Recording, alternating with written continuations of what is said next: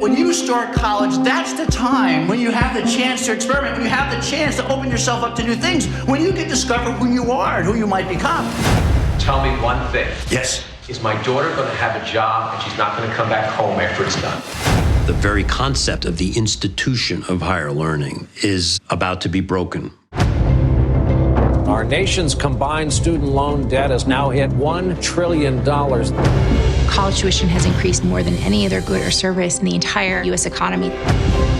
It's like a subprime mortgage broker that ripped you off. Original balances in the tens and $20,000s of dollars, ballooning up into hundreds of thousands of dollars. If I do ever have kids, my private loans will be directly passed to them, even if I die.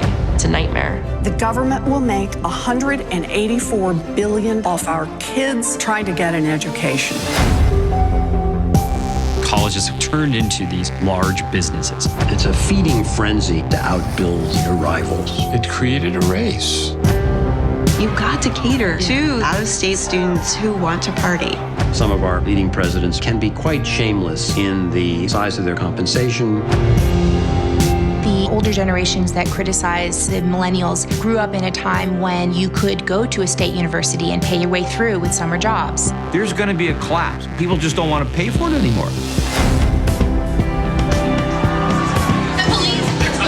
There's all sorts of things that got us into this mess, and it wasn't the cost of educating the students. I want this for my kids. It's just too bad it costs $60,000 a year. Peter Thiel is offering college students $100,000 if they drop out of school and start their own business. If you didn't go to college, what would you do instead? When I went to school, there was no way to access the services that higher education provided. Now you can. I want to better myself. If I dropped out of Harvard, I'm back where I started. What kind of a society do we want to be? America has been all about critical thinking. There has to be a change coming.